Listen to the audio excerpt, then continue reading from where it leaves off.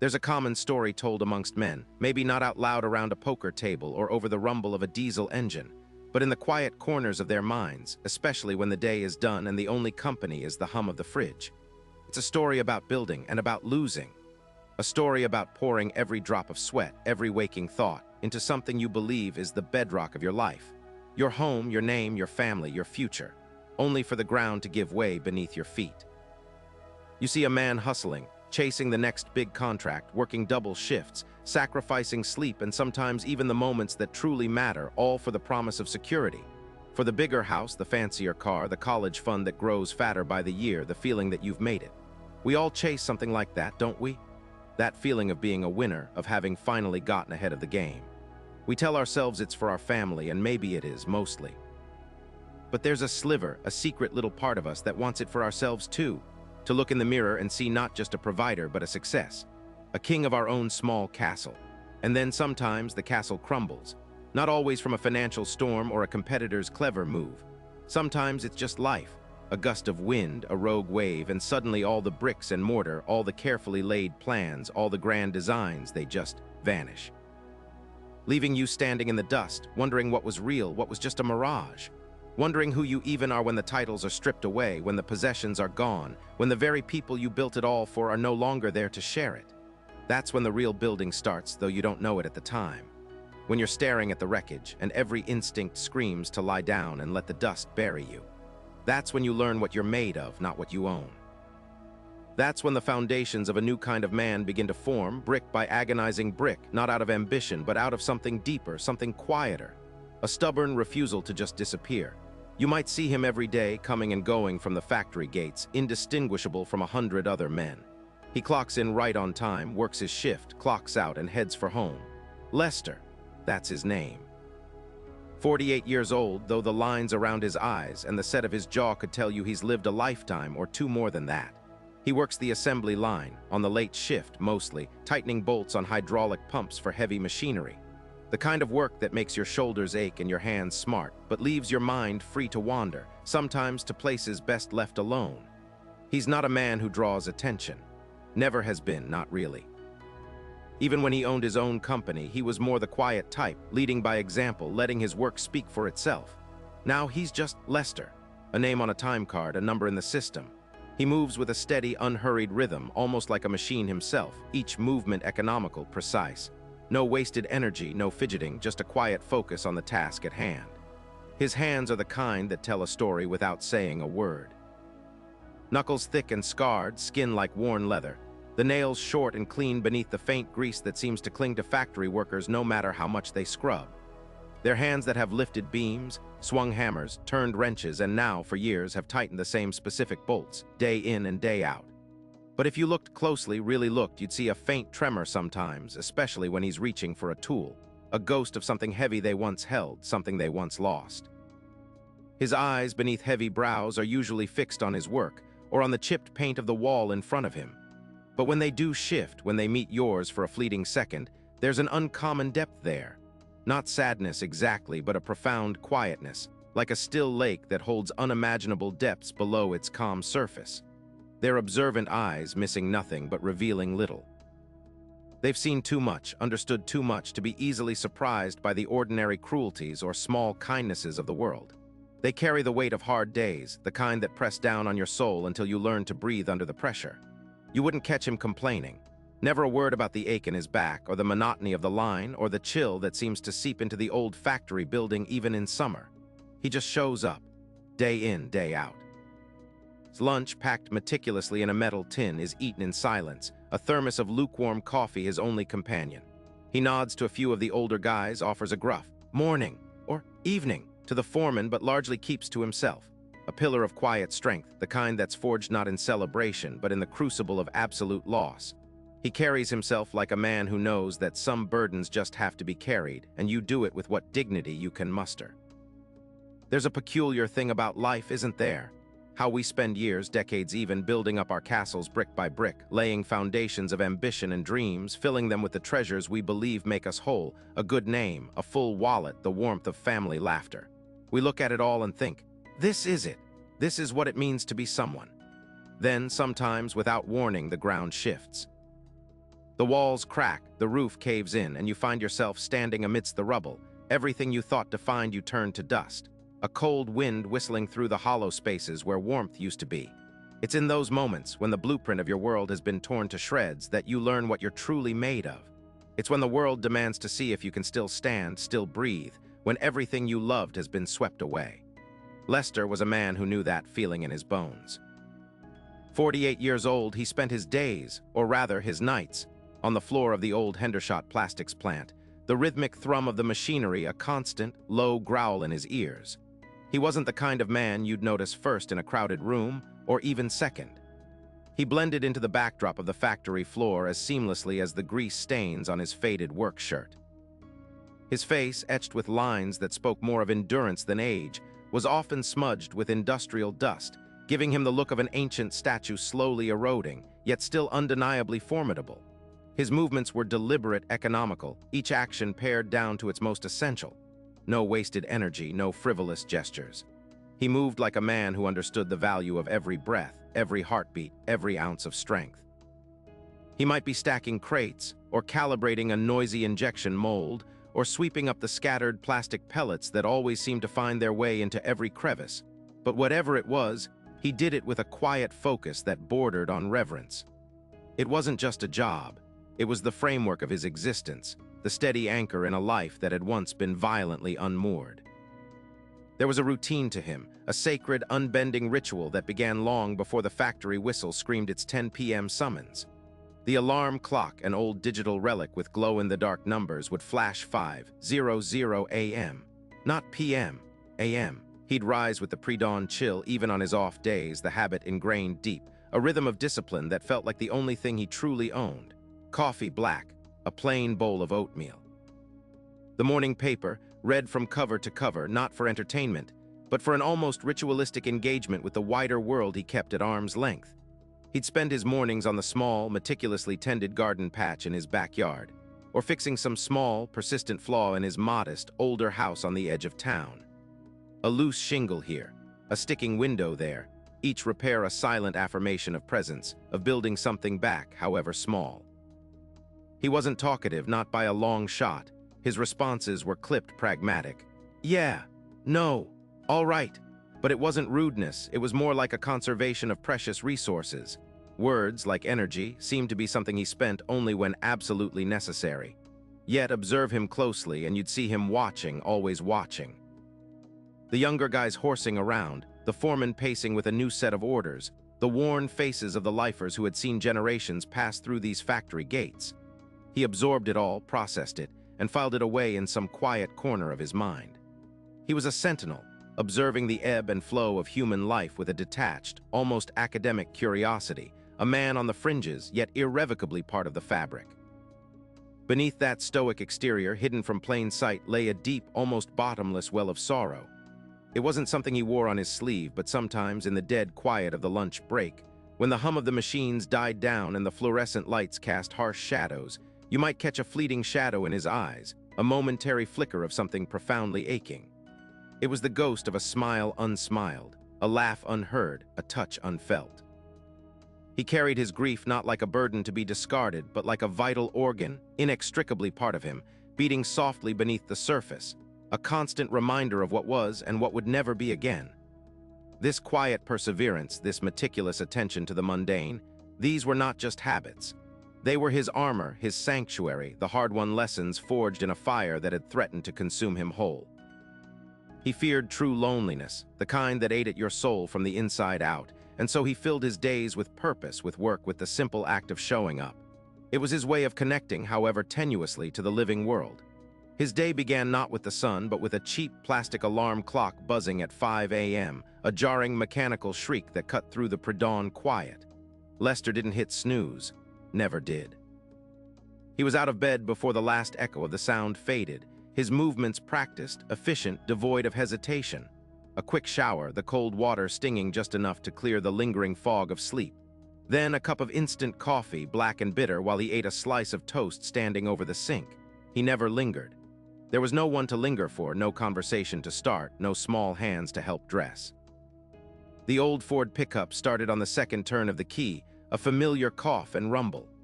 The drive to the factory was short, a landscape of rusting corrugated iron, silent warehouses, and skeletal power lines against a bruised purple sky. The factory itself was a concrete monolith, already humming with a low, industrial heartbeat even before the shift officially began. Inside, it was a world of clanging metal, the whine of machinery, the rhythmic thud of presses, and the acrid tang of oil and metal dust. Lester found his spot on the assembly line, a workstation he knew intimately, where he operated a machine that stamped out small, intricate parts for engines. Hour after hour, it was the same motion. Pick up the raw material, place it, press the pedal, remove the finished piece, repeat. His hands moved with a surgeon's precision, muscle memory guiding them through the monotonous ballet. Lunch was a thermos of soup and a sandwich, eaten in the break-room corner, far from the boisterous laughter of the younger guys. He watched them, sometimes their easy camaraderie, their talk of weekend plans and new trucks. He felt no envy, just a quiet observation, a sense of distance that had become as natural as breathing. Back on the line, the afternoon dragged, the fluorescent lights seeming to grow harsher, the air thicker. When the whistle finally blew, it was a release, not a celebration. The drive home was just as quiet as the mornings, the world fading from the raw light of industry to the soft gray of dusk. His house, a modest two-bedroom on the edge of town, was his sanctuary. It was older, needed work. A slow leak in the roof he was patching himself, a porch step that sagged, but it was meticulously kept. Every tool had its place, every surface was clean. He cooked a simple meal, usually something he could make in one pot, and ate it while staring out the kitchen window at the encroaching darkness. Then he might work on a repair or read a dog-eared paperback or simply sit in the dim living room listening to the house settle around him. Bills lay neatly stacked on the kitchen counter. The mortgage, the utility payments, the truck insurance. Each month he counted out the dollars, stretching every last cent, a stark contrast to the days when he'd signed off on six-figure contracts without a second thought. The weight of it, the constant squeeze, was a dull ache he had grown accustomed to. But it was in these quiet evenings, when the silence of the house pressed in, that the ghosts came calling. Not spectral figures, but flashes, quick, sharp photographs in his mind's eye. A blueprint spread across his old kitchen table, his son, barely a toddler, trying to help by stacking blocks on it. His wife, laughing, her hand on his arm as he explained a new building design, her pride in his ambition clear in her bright eyes. The rumble of his own construction trucks, the smell of fresh-cut lumber, the satisfaction of seeing a building rise from the ground, solid and true, a testament to his vision and effort. He saw the man he used to be. Driven, confident, a little brash perhaps, but full of life and purpose, charting a future he believed was endless. That man had built things, had made promises, had felt the warm weight of a child asleep on his chest, the soft hand of his wife in his. And now he was this man, a cog in a machine, stamping out parts, alone in a quiet house, meticulously patching a roof that would never be his grand design. The gap between those two versions of Lester was a chasm, wide and deep, a constant, silent accusation.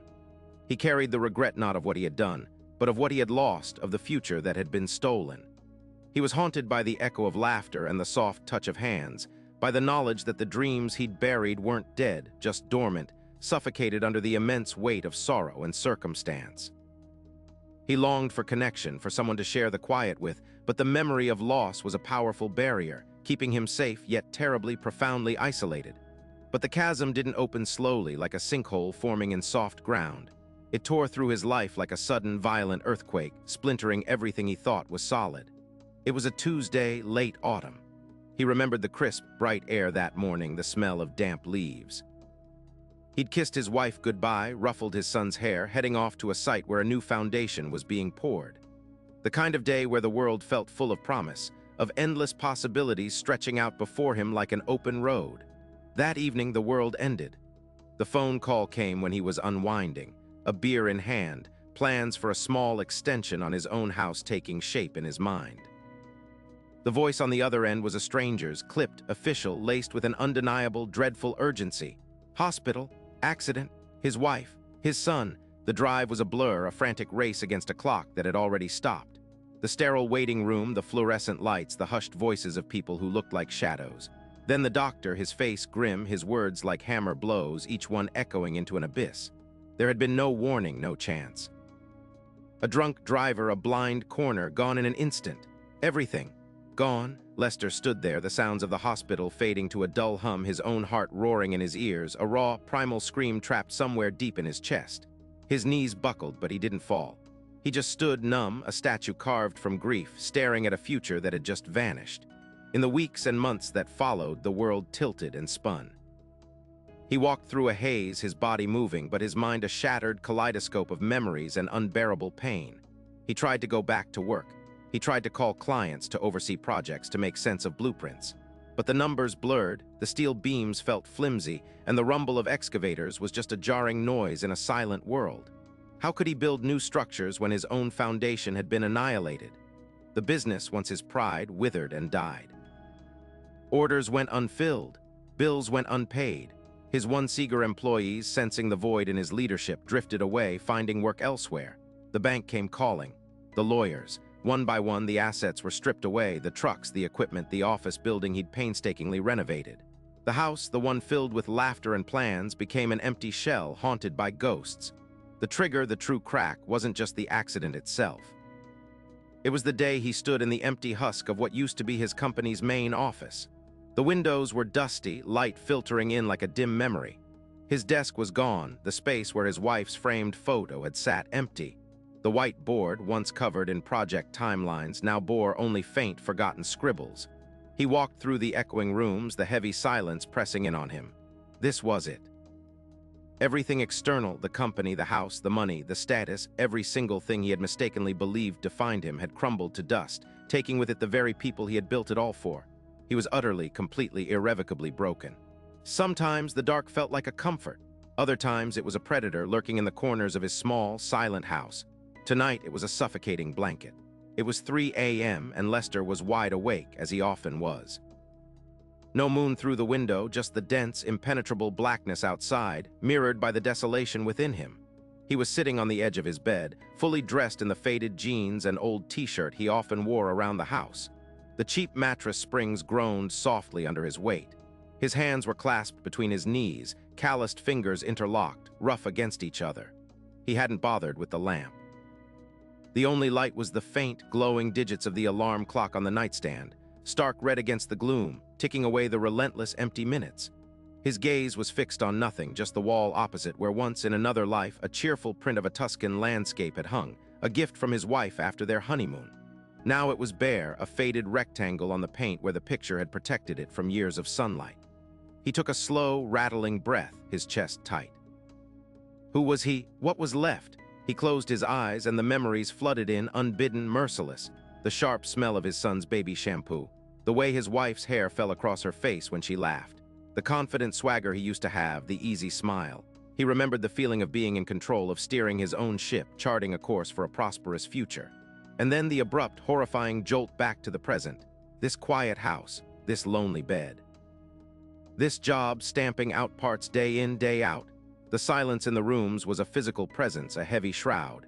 It wasn't just the absence of laughter or conversation. It was the absence of possibility, the absence of a shared future.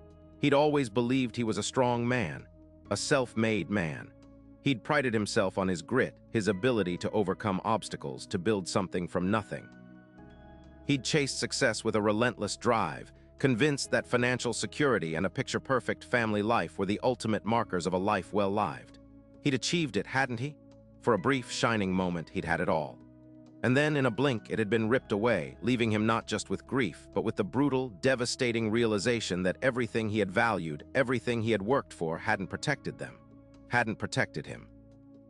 He was a broken shell of the man he once was, adrift, purposeless, fueled only by the hollow ache of memory and the quiet thrum of survival. He had no dreams left, no ambitions, just the dull, persistent hum of existence. He felt like a ghost haunting his own life, a shadow moving through the days.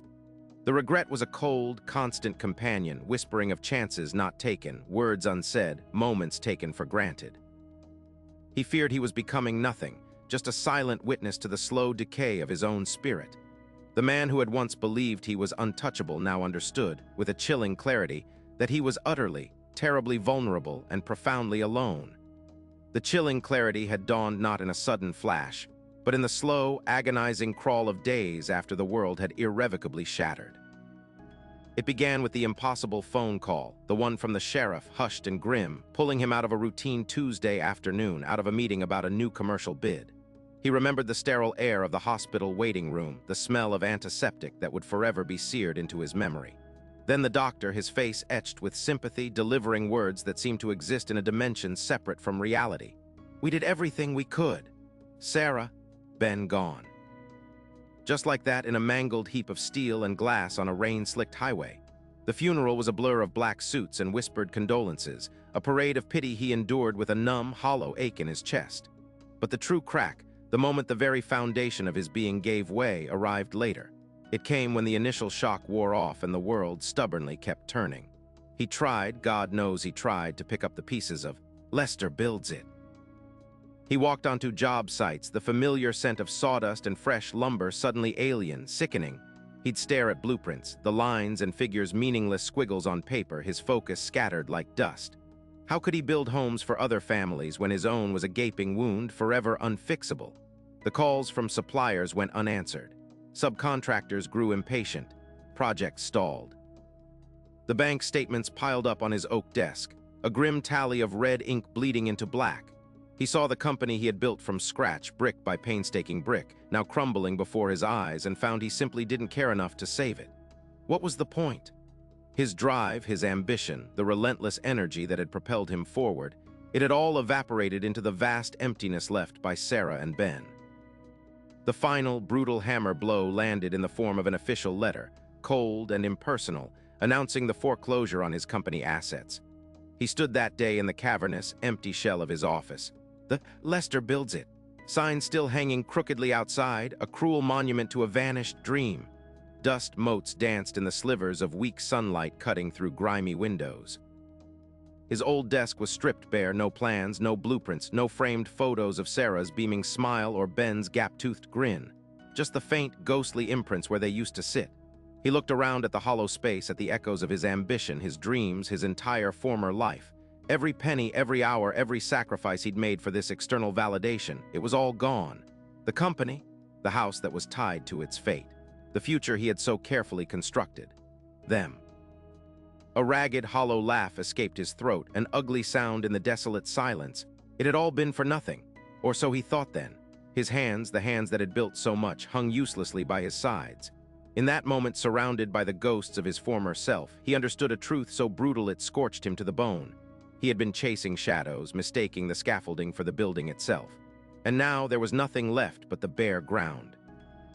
He didn't remember the walk home, only finding himself later, much later, slumped in his armchair in the living room. The one Sarah had picked out the wallpaper for, the one Ben had learned to crawl across. Now it was just a room, silent, suffocating. The streetlights outside cast long, thin shadows through the blinds, shifting patterns on the wall as the hours dissolved into blackness. He sat in the dark, not bothering to turn on a lamp, just watching. Old mantel clock chimed, a lonely echo in the oppressive quiet. 3 a.m., 3 o'clock in the morning. That hour when the world feels most asleep, most indifferent, most profoundly alone. That hour when the truth hits hardest, without mercy. He was alone, utterly, completely alone. His chest ached with a physical void, a hollow cavern where his heart used to beat with purpose. Not just for Sarah and Ben, the grief a raw wound that never healed, but for the man he was supposed to be. The successful man, the pillar of the community, the man who had everything. Now he was a man with nothing. No wife, no son, no business, soon no home of his own. He hadn't just lost his family, he'd lost his entire identity, the very definition of who he thought Lester was. He saw himself in that bleak, unforgiving hour without the filter of ambition or the illusion of success. A broken man, a failure. He had poured his life into building a fortress of money and status, believing it would protect his family, secure their happiness. And it had been useless, worse than useless. It had distracted him, kept his eyes on the prize he thought he needed, blinding him to what truly mattered to them. The silent questions clawed at him, tearing at his insides. What had it all been for? What was he now? Just a shell, a ghost. He was afraid. Afraid of the next sunrise, afraid of the silence, afraid of himself. Afraid he had nothing left to offer, not even to himself. The tears, long held back, finally came.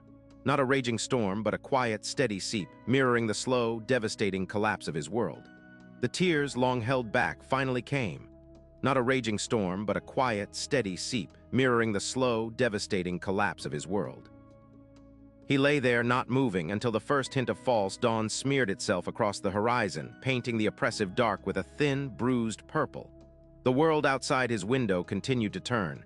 The earth spun on its axis, oblivious to the chasm in his soul. And a cold, sharp truth sliced through the haze of grief and self-pity. This wasn't living. This was just waiting to die. Waiting for the last bill to arrive, the last notice, the final, undeniable proof that Lester Miller, the man who had everything, was now less than nothing. Something deep inside him, something ancient and primal that had survived the wreckage, shifted. It wasn't hope, not yet. Hope felt like a cruel joke. It was a profound, quiet refusal. A stubborn, rock-hard, enough!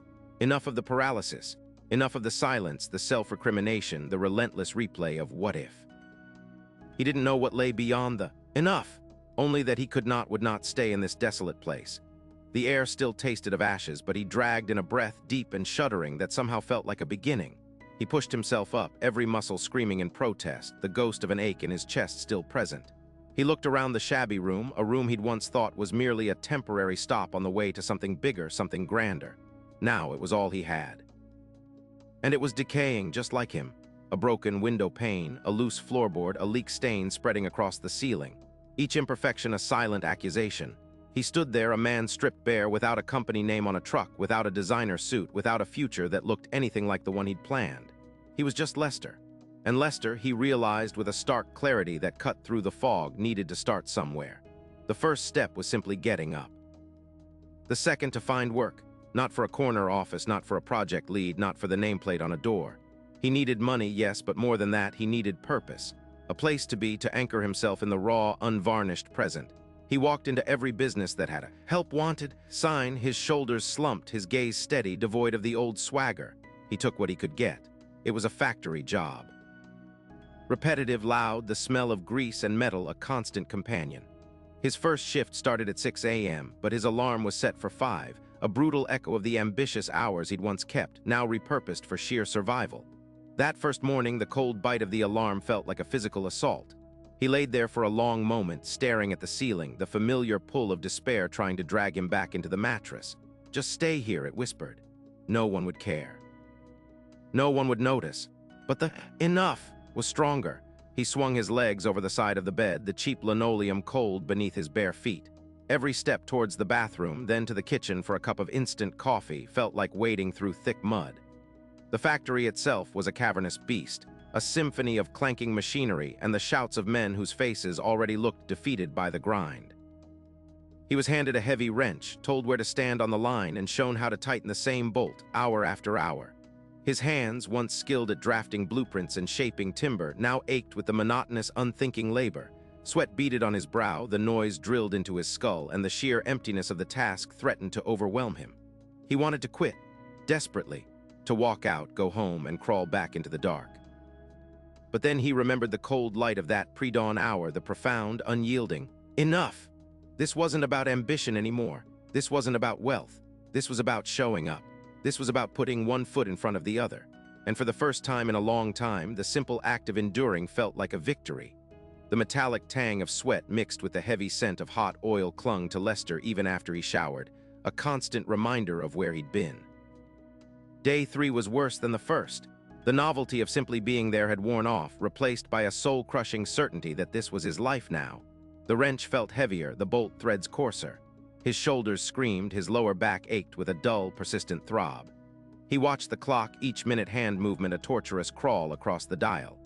The men beside him seemed to move with a weary, practiced efficiency, their faces masks of resigned endurance. Lester felt like an imposter, a man who once built things, now reduced to tightening a single nut.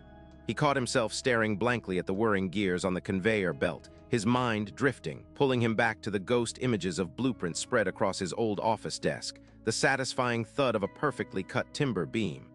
A sharp elbow from the man next to him brought him back to the present. "Wake up, new guy. We ain't got all day." Lester mumbled an apology, his cheeks flushing with a shame that stung deeper than the physical pain. He was failing even at this. He was failing to just be. That night's sleep was a fragile thing. He lay awake, the image of his son's bright, laughing face flashing behind his eyelids, followed by the sterile white of the hospital room, the unblinking, regretful eyes of the doctor. He squeezed his own eyes shut, pushing the memories away, but they pressed in, relentless. What have I done? What have I become? The walls of his modest, quiet house felt too close, too empty. The silence was deafening, amplified by the distant, rhythmic hum of the industrial town, a sound he now knew intimately from the inside. He thought about walking away from the factory, just not showing up tomorrow. There was nothing holding him there, nothing except that stubborn, raw refusal to lie down and die. By day 7, the thought of quitting had morphed from a fleeting urge into a constant, insidious whisper in his ear. Every morning as the alarm shrilled, he battled it. Just call in sick. Tell them you're done. What's the point? The muscles in his forearms had hardened, but the dull ache in his bones was a permanent fixture. He ate his meager lunch alone, watching the other men joke and commiserate, an invisible wall separating him from their camaraderie.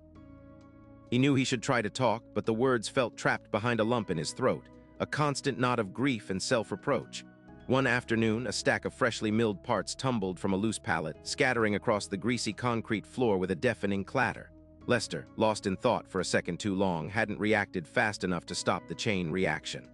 The foreman, a burly man with a permanent scowl, was instantly there, his voice like a bark.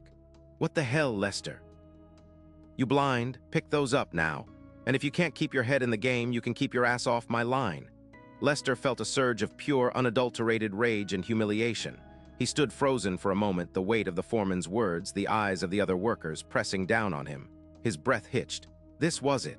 This was the sign. He could just drop the wrench, turn on his heel, and walk out. No one would blame him. He pictured the empty house, the endless days of staring at the walls, the slow erosion of what little dignity he had left. And suddenly, the rage curdled into something cold and solid. Not surrender. Not again. He knelt, his knees protesting, and began methodically picking up the heavy metal parts, stacking them back onto the pallet, one by one. Each lift was an act of defiance, each clink of metal a tiny victory against the shame. The foreman watched him for a long moment, then grunted and walked away. The other men went back to their work, though Lester felt their quiet appraisal. He didn't look up. He just kept picking up the pieces, literally and figuratively. By day 14, Lester moved with a certain grim familiarity.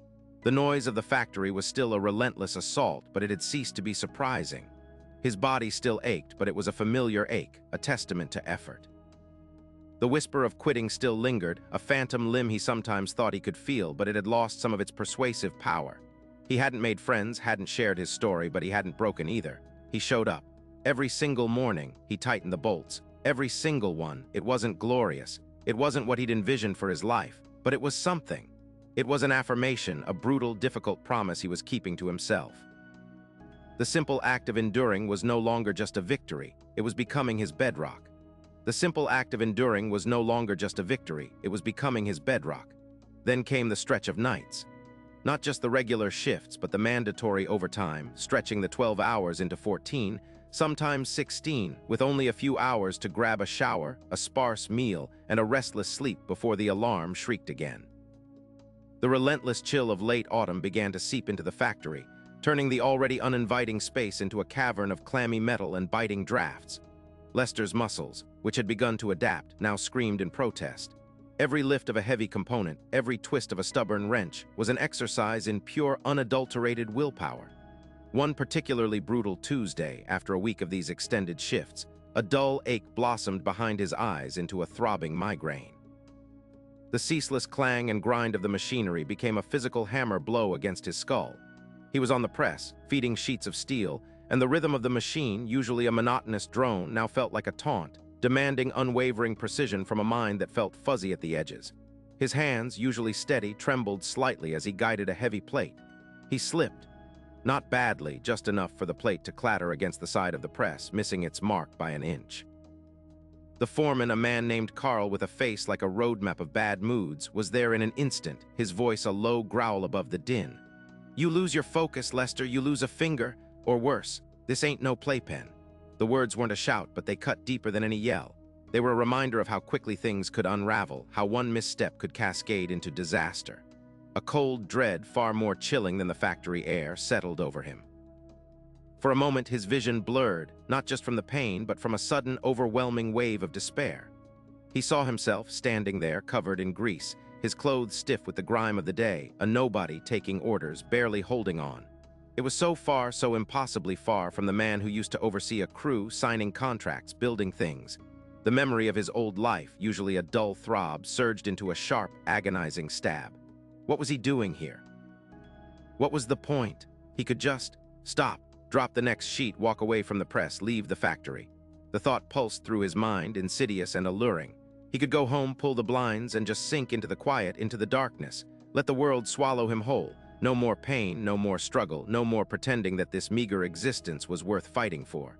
The isolation he often sought now felt like a vast, empty maw ready to consume him entirely. He stood there, frozen for a heartbeat, the heavy steel sheet still in his gloved hands, his knuckles white. The vibration of the machinery thrummed through him, a physical manifestation of his internal tremor. Carl watched him, his gaze sharp, assessing. Lester could almost feel the weight of his judgment. And in that moment, something shifted. It wasn't pride. It wasn't defiance of Carl. It was a deeper, more primal resistance. It was the memory of that day he lost everything, the gut-wrenching realization that he had let himself be broken. The memory of picking himself up from the concrete floor of the factory, refusing to walk out. He couldn't do it again. He couldn't let go. Not now. Not after he'd promised himself he would just keep going, no matter how small the step, no matter how much it hurt. To quit now would be to validate the despair, to give it the victory it craved. It would be to surrender to the very emptiness he feared. With a grunt that was half exertion, half sheer stubbornness, Lester shoved the steel plate into the press. The machine clamped down, hissed, and released. He didn't look at Carl. He didn't look at anyone. He just reached for the next sheet, his movements slower, more deliberate, infused with a raw, desperate resolve. His body ached, his head pounded, but his hands, though still trembling almost imperceptibly, found their rhythm again. He would not break. He absolutely refused to break. Each sheet he fed, each bolt he tightened, became an act of defiance, not against the world, but against the insidious voice inside him whispering to give up. He worked through the rest of the shift, and the next, a silent, grim warrior in the grinding monotony, holding on to his own fractured will by the barest threads. Days turned into weeks, one shift blurring into the next, but the silent promise Lester made to himself on the factory floor held. He worked. He just kept working. The exhaustion was still a constant companion, a dull throb behind his eyes, an ache in his bones that no amount of sleep seemed to fully soothe. But somewhere in the relentless push and pull of the machinery, a subtle change began to take root. He wasn't fighting the factory anymore.